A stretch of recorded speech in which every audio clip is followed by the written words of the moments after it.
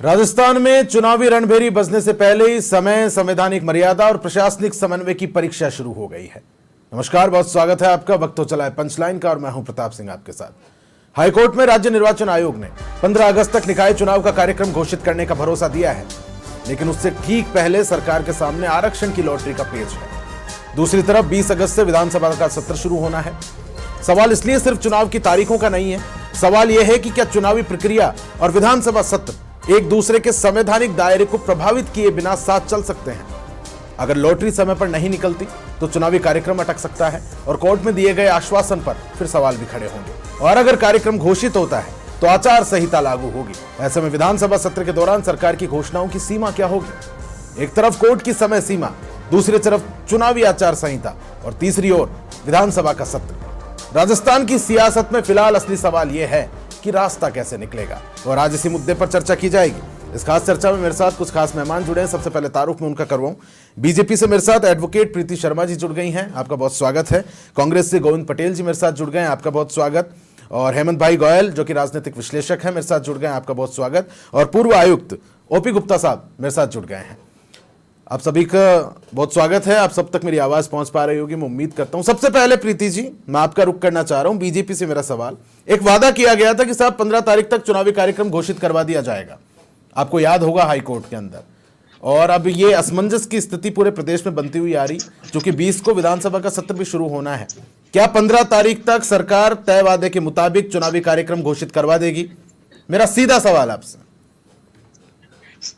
प्रताप जी, बिल्कुल सही कहा आपने। और जो हम हाईकोर्ट में वादा करके आए हैं हम वो करेंगे, क्योंकि मैं पहले भी कहती आई हूँ कि राज्य में चुनाव कराने का काम चुनाव आयोग का है। भारतीय जनता पार्टी बिल्कुल मुस्तैदी के साथ तैयार है। बूथ लेवल से लेके और विधानसभा लेवल तक सारे जो कार्यकर्ता हैं वो अपना कार्य पूरी मुस्तैदी के साथ कर रहे हैं। और जिस तरीके से चुनाव आयोग के साथ हमें कंधे से कंधा मिलाकर ये पंचायत चुनाव, निकाय चुनाव कराने, उसके लिए डेफिनेटली वी आर रेडी। और हमारे माननीय मंत्री जी की बात करें तो वो भी इस बात को क्लियर कर चुके हैं कि हमारा जो इंटेंशन था, जो हमारा आशय था, कि चुनाव कराने के लिए हम चुनाव आयोग के साथ हमेशा से खड़े हैं, आज भी खड़े हैं और पहले भी, क्योंकि डेट प्रीति जी इसमें महत्वपूर्ण ही हो जाता है। प्रीति जी बिल्कुल आप ठीक कह रही हैं, आप ठीक कह रही हैं। इसमें महत्वपूर्ण ही हो जाता है, आपके पास कल शाम तक का सिर्फ वक्त है लॉटरी निकालने को लेकर। अगर आप लॉटरी निकाल देते हैं तो फिर चुनाव आयोग के सामने ये व्यवस्था होगी कि ये स्थिति भी बनेगी कि चुनावी कार्यक्रम घोषित करना पड़ेगा। 20 तारीख को विधानसभा का सत्र कैसे चलेगा? क्योंकि अगर चुनाव कार्यक्रम घोषित हो जाता है तो आचार संहिता लगेगी, तो आप किस तरह से घोषणाएं कर पाएंगे? जनता से जुड़ी हुई विधानसभा में क्या मुद्दे उठेंगे? चर्चाएं तो ये भी थी कि इस बार साहब सरकार यूजीसी बिल ला सकती है। हम आपको एक बात स्पष्ट कर देते हैं, चुनाव कराने का काम चुनाव आयोग का है। जो ओबीसी आयोग की रिपोर्ट को लेके बार बार जो चर्चा चल रही थी, संशय चल रहा था, तो ओबीसी आयोग की रिपोर्ट की बात करें तो ओबीसी आयोग रिपोर्ट सरकार को सौंप दी।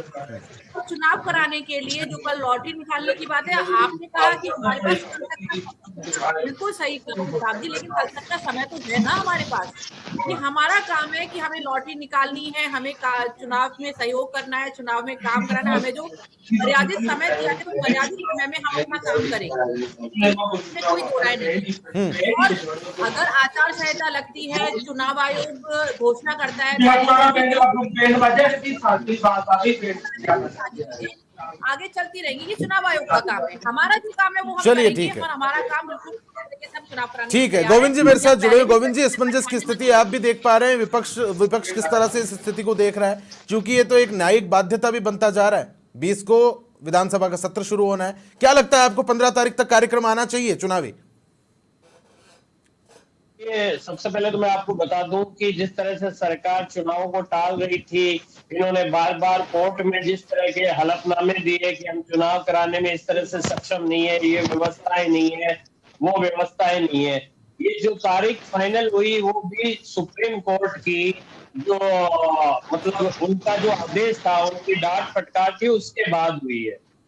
तो अभी जो स्थिति बनी हुई है उसमें नहीं लग रहा है कि चुनाव का समय जो दिया गया है उसमें हो जाएगा, क्योंकि परिस्थितियां इस तरह से बनी हुई है। आप देख रहे हैं कि कोई भी व्यवस्था नहीं है। जिस तरह से विधानसभा का सत्र शुरू होना है और व्यवस्था है, ये बिल्कुल भी अधर में सारा काम पड़ा हुआ है। और अभी जिस तरह से सत्ता पक्ष की प्रवक्ता कह रही है बार बार, आप एक पॉइंट को समझिए। कह रहे हैं कि चुनाव करवाना चुनाव आयोग का काम है।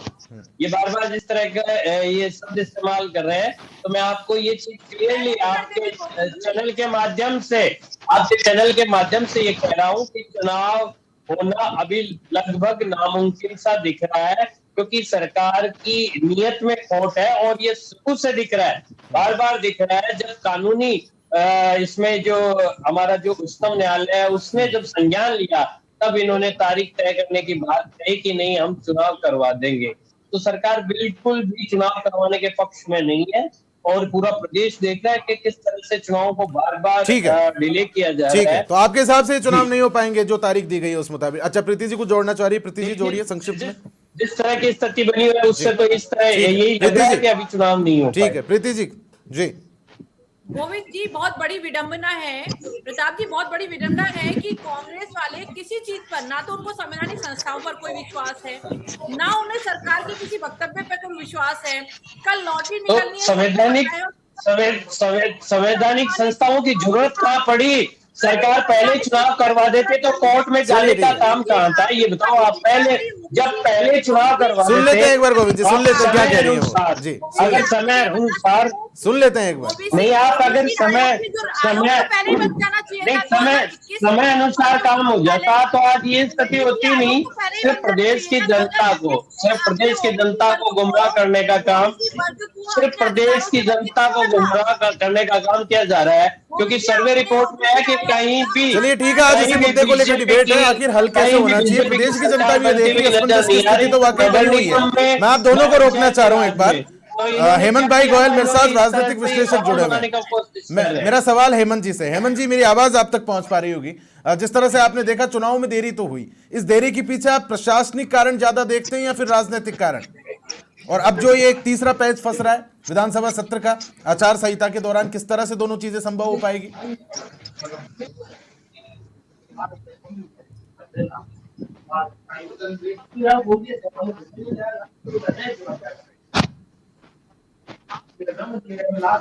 हेमंत जी, आपकी आवाज स्पष्ट सुन नहीं पा रहा हूं मैं।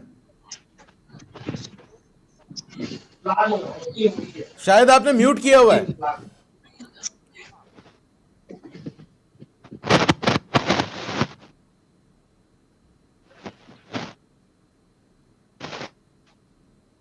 जी हेमंत जी।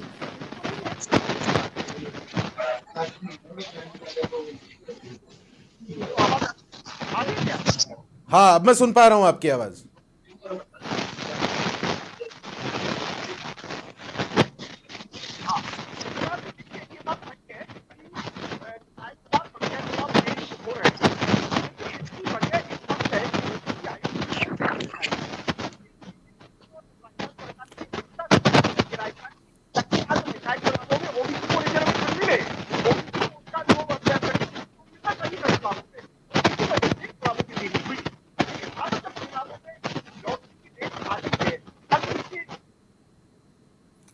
लगता है आपके कोई तकनीकी खामी संभवतः मुझे प्रतीत होती है। आवाज आपकी उतनी क्लियर मुझे नहीं आ पा रही है हेमंत जी। मैं फिर से रुक करूंगा आपका।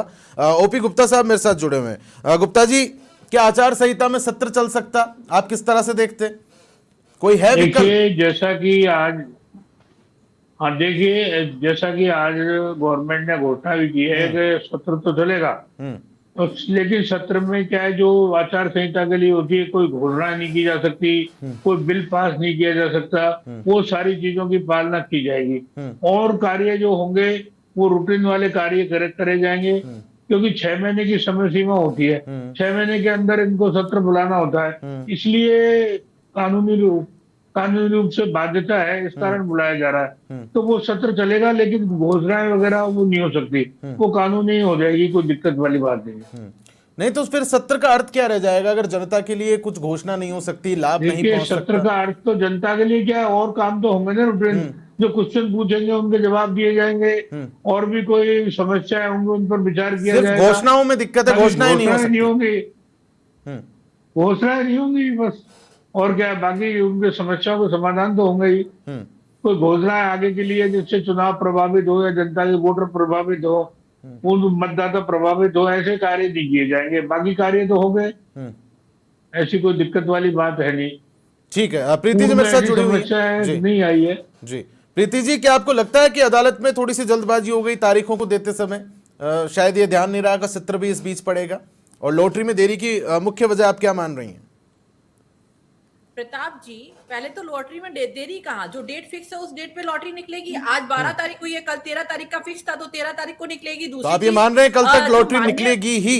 हम संवैधानिक संस्थाओं का सम्मान करते हैं, और माननीय उच्चतम न्यायालय के आदेश के अनुसार या माननीय उच्च न्यायालय के आदेश के अनुसार जो डेट फिक्स है, उस डेट पर चुनाव कराना चुनाव आयोग की जिम्मेदारी है। जो भी हमारा काम है वो हम करेंगे, चाहे वो लॉटरी निकालने का काम हो, चाहे ओबीसी आयोग में ओबीसी वर्ग को आरक्षण देने की बात कही गई हो, क्योंकि ओबीसी आयोग की रिपोर्ट सौंपी जा चुकी है। सरकार पूरी तरीके से चुनाव के लिए तैयार है। हमारा उद्देश्य शुरू से ये रहा कि हम वन स्टेट वन इलेक्शन की ओर बढ़े। देखिए प्रताप जी, सिंपल सी बात है कि सरकार विकसित भारत 2047 का जब विजन देख के चल रही है, विकसित भारत 2047 में तरफ बढ़ने के लिए हमें जो भी देश हित में, राज्य हित में जो भी कदम हमें उठाने होंगे, हम उठाएंगे। भारतीय जनता पार्टी चाहे युवा वर्ग हो, चाहे किसानों की बात करें, चाहे ओबीसी वर्ग की बात करें, चाहे SC/ST वर्ग की बात करें, सबके हितों को साधने का काम करती है। मैं आपका ध्यान इस ओर भी आकर्षित करना चाहूंगी कि 2021 में ओबीसी आयोग बनाने के लिए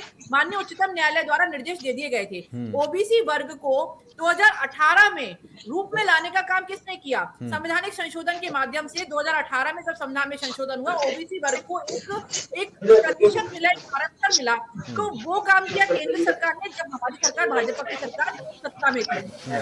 ओबीसी वर्ग को अगर हम एक अधिकार उनका देना चाहते हैं, तो उस वजह से ओबीसी आयोग की रिपोर्ट बनाना चाहते हैं, रिपोर्ट के अनुसार उनको आरक्षण देना चाहते हैं, जिसको कांग्रेस ने लगातार वंचित रखा। 2021 में जब उच्चतम न्यायालय का निर्णय आ चुका था, जब 2021 में ओबीसी आयोग बन जाना चाहिए था, ना तो आयोग बनाया, ना ओबीसी वर्ग का ध्यान रखा। और आज जब उनके अधिकारों को हम देना चाहते हैं, तो इनको लगता है कि हम डिले कर रहे हैं। बिल्कुल हम डिले कर रहे हैं। हम तो जनता के हितों के लिए जो काम हमें करने हैं, विकसित भारत 2047 पढ़ने के लिए हमें काम करने हैं, चाहे वन स्टेट वन इलेक्शन की बात हो, चाहे वन नेशन वन इलेक्शन की बात हो।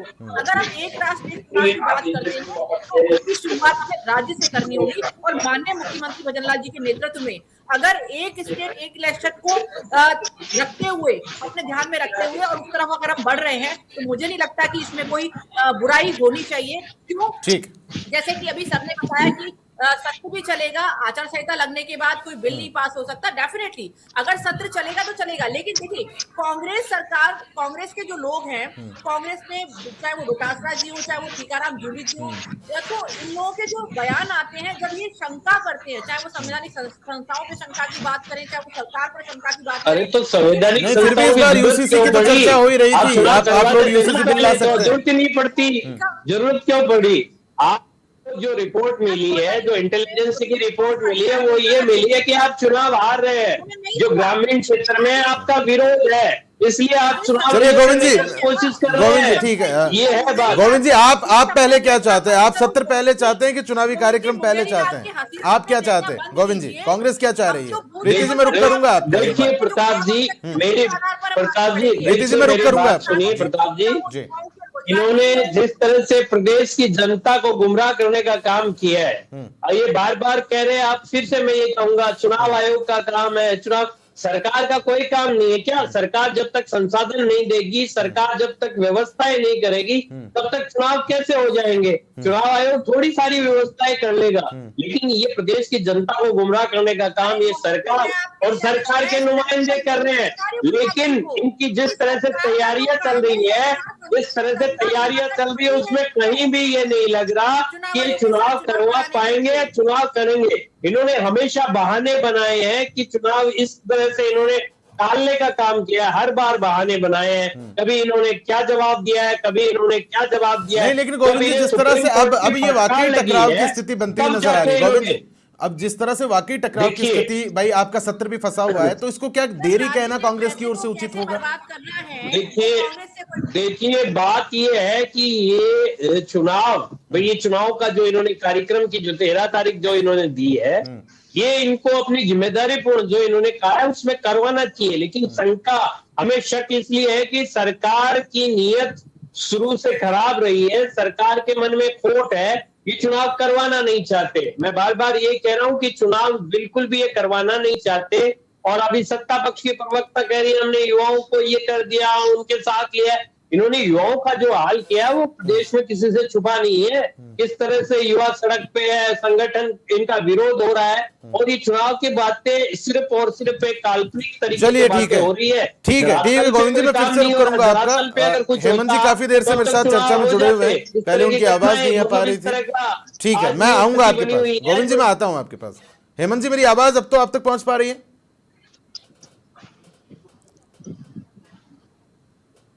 आपकी आवाज मैं सुन नहीं पा रहा हूं।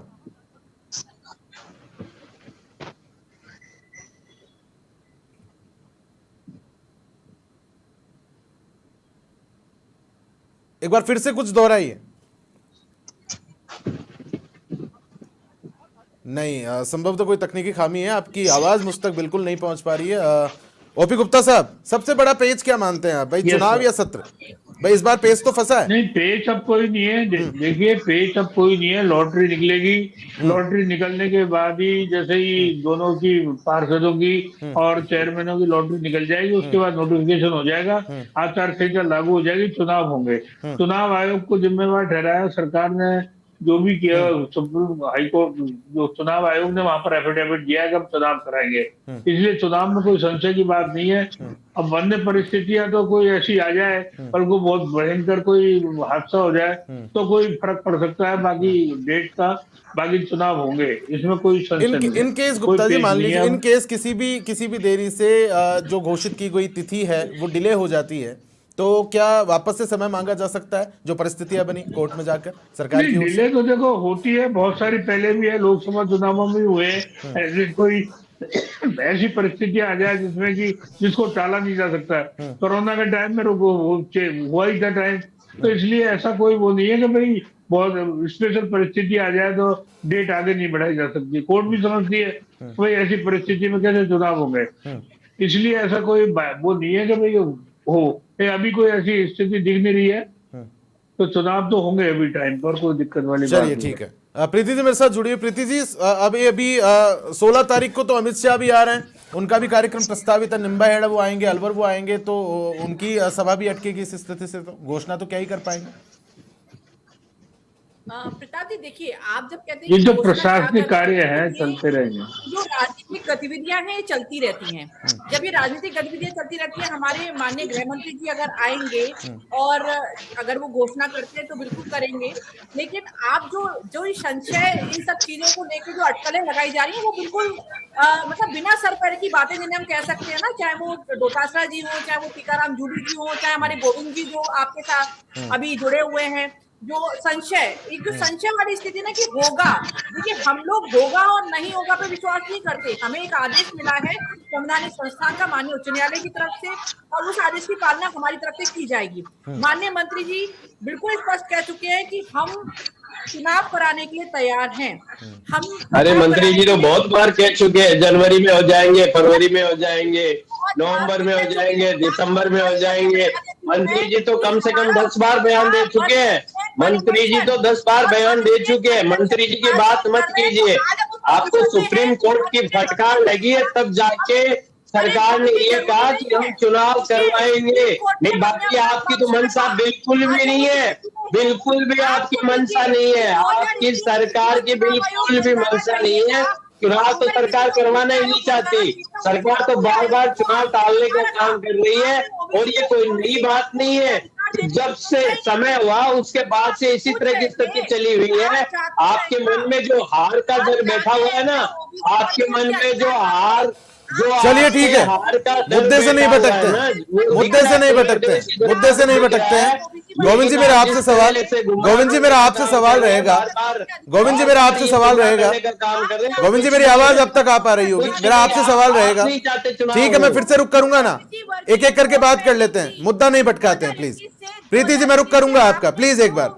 गोविंद जी मेरा आपसे सवाल है, अगर जिस तरह से आप कह रहे हैं कि साहब सरकार का ये ध्येय नहीं है कि वो चुनाव करवाए, किसी कारणवश अगर चुनावी कार्यक्रम घोषित नहीं हो पाता है मान लीजिए, तो क्या कांग्रेस सिर्फ इसको राजनीतिक मुद्दा बनाएगी, न्यायिक हस्तक्षेप की भी मांग की जाएगी? गोविंद जी देखिए, देखिए प्रताप जी, राजनीतिक मुद्दे की बात नहीं है। सबसे पहले तो यह है जो चुनाव डिले हो रहे हैं उनसे जो शहरी सरकार है और जो ग्रामीण सरकार है वो नहीं बन पा रही है, लोगों की काम नहीं हो रहे, जनता को जो जनता के जो विकास कार्य है, जो गाँव में सड़कें हैं और निर्माण है, बहुत सारे काम है, वो सब अटके हुए पड़े हैं। वहां का जो विकास है वो बिल्कुल अटका हुआ पड़ा है, काम नहीं हो रहे लोगों के। तो ऐसे कांग्रेस कोर्ट जाएगी ना, जरूरी है ना। आप अगर नहीं हो पाता है तो एक कांग्रेस। चीज मेरी समझिए, देखिए बिल्कुल बिल्कुल हमारे जो विपक्ष है वो बिल्कुल इसको लेकर आंदोलन प्रदर्शन भी करेंगे, कोर्ट भी जाएंगे, जो भी काम होंगे वो पूरे करेंगे, क्योंकि जनता को नुकसान हो रहा है, जनता को नुकसान हो रहा है। ग्रामीणों में जिस तरह की परिस्थिति बनी हुई है, गाँव में, शहरों में जो शहरी सरकार है वहाँ काम नहीं हो रहे, विकास कार्य ठप पड़े हैं। तो विकास कार्य नहीं होंगे तो जनता को क्या ही फायदा होगा? बताइए आप। 20-25 साल ये तक जिस चुनाव तरह नहीं हुए की थे। परिस्थिति बनी हुई है, ओपी गुप्ता जी को जोड़ना चाह रहे हैं। ठीक है गोविंद जी, ओपी गुप्ता जी को जोड़ना चाह रहे हैं। जी गुप्ता जी, इस तरह की परिस्थिति बनी हुई है और इनको हार का डर, इनको हार का डर है, इनको हार का अरे डर ठीक है ना, मैं आप दोनों को ही रोक रहा हूँ। करवा नहीं रहे हैं। और भी गेस्ट हैं, और भी गेस्ट हैं, मैं आप दोनों को ही रोक रहा हूँ। ओपी गुप्ता जी कुछ कहना चाह रहे हैं। जी गुप्ता जी, मंशा, मैं ये कह रहा हूँ गोविंद जी, मंशा बिल्कुल ठीक है, मैं रुक करूंगा ना आपका फिर से। इनकी मंशा बिल्कुल भी गोविंद जी, मैं फिर से रुक करूंगा आपका। प्रदेश की जनता को गुमराह गोविंद जी, मैं फिर से रुक करूंगा आपका। ठीक है, दोनों को ही रोक रहा हूँ। बार बार कर रहे हैं, एक बार दोनों को ही रोक रहा हूँ, बार बार कर रहे हैं इस तरह का। मैं दोनों को रोक रहा हूँ, फिर से रुक करूंगा आपका। ओपी गुप्ता जी मेरे साथ खूब देर से बने हुए हैं। गुप्ता जी, आपको जोड़ना चाह रहे थे इन बिटवीन कॉन्वर्सेशन। हाँ जी सर, मैं ये कहना चाह रहा हूँ कि कांग्रेस वाले कह रहे हैं चुनाव नहीं कराए, इनको याद नहीं है कि पहले 20 से 25, 30 साल तक चुनाव नहीं हुए। 1964 में चुनाव हुए थे नगर निगम परिषद के, उसके बाद में 94 में हुए हैं। 30 साल तक कोई चुनाव नहीं हुए। इसी तरह ग्रामीण क्षेत्रों में प्रधानों के, सरपंचों के चुनाव 20 से 25 साल तक नहीं हुए थे। तो ऐसा परिस्थितियां उस टाइम भी थी और वो किस कारण नहीं हुई थी ये खुद समझ सकते हैं। तो अब तो थोड़ा बहुत डिले हुआ है, अब वो इसकी ओबीसी आयोग के कारण हुआ है, ये सबको पता है। तो ऐसी अब कोई दिक्कत नहीं है, अब चुनाव होंगे। तो आपको लगता है कि समन्वय इजीली बिठाया जा सकेगा? यहाँ सरकार और जो निर्वाचन आयोग है समन्वय बिठाते हुए दोनों काम पूरे कर लेंगे? सत्र भी इधर चलता रहेगा, हाँ, चुनावी कार्यक्रम भी घोषित होगा। बिल्कुल। और बेसिक कारण यही था कि भाई एक साथ चुनाव कराना चाहती है सरकार, उनकी मंशा क्लियर है कि एक साथ चुनाव कराना चाहती है पूरे राज्य के, इसलिए एक राज्य एक चुनाव, उसी कारण से ये डिले हुए हैं और कोई बड़ी बात इसमें है नहीं। चलिए ठीक है गोविंद जी, कांग्रेस कितना तैयार है तय डेट के मुताबिक चुनावी कार्यक्रम अगर घोषित हो जाता है? संक्षिप्त में आपकी प्रतिक्रिया, मेरे पास समय की कमी है। गोविंद जी, देखिए कांग्रेस के कार्यकर्ता, कांग्रेस के नेता सब तैयार है और सारी तैयारियां पूरी की जा चुकी है। संगठन एक मजबूत होके काम कर रहा है और बिल्कुल चुनाव अगर ये समय पे होते हैं तो भी हम बिल्कुल अच्छा प्रदर्शन करेंगे, हमारी जीत होगी, इसमें कोई दो राय नहीं है। ठीक है प्रीति जी, मैं आपका रुख कर रहा हूं। जिस प्रकार से सरकार की मंशा है, प्रतिबद्ध है वो चुनाव करवाने को लेकर और तय डेट के मुताबिक चुनाव होंगे, योर क्लोजिंग स्टेटमेंट। बिल्कुल प्रताप जी, और सरकार की मंशा शुरू से एक ही थी कि हम वन स्टेट वन इलेक्शन की तर्ज, हम वन नेशन वन इलेक्शन की तर्ज पर वन स्टेट वन इलेक्शन की तरफ आगे बढ़े और हम वन स्टेट वन इलेक्शन कराने की पोजीशन में हैं और इसकी शुरुआत हम कर रहे हैं पंचायत और ये निकाय चुनाव से, और डेफिनेटली चुनाव होंगे और समय पर होंगे। हमारा जो काम था ओबीसी, देखिए ओबीसी वर्ग को हमें उनका अधिकार देना था। 2021 से जो आयोग बन जाना चाहिए था, माननीय उच्चतम न्यायालय का ऑलरेडी आदेश आ चुका था, जिस पर कांग्रेस शांति से बैठी हुई थी। उसने कभी ओबीसी वर्ग को उनका अधिकार देने की चेष्टा ही नहीं करी। ओबीसी वर्ग को अगर उनके अधिकार देने का जो मुहिम शुरू की थी वो माननीय प्रधानमंत्री जी तो कुल मिलाकर आप ये कह रही है कथनी और करनी में कोई अंतर नजर नहीं आएगा इस बार? बिल्कुल अंतर नहीं है, बिल्कुल अंतर नहीं है। निर्वाचन आयोग के साथ कंधा मिलाकर राज्य चुनाव आयोग, निर्वाचन आयोग। बहुत बहुत शुक्रिया आप सभी का मेरे साथ इस खास चर्चा में जुड़ने के लिए। फिलहाल के लिए पंचलाइन में इतना ही। नमस्कार।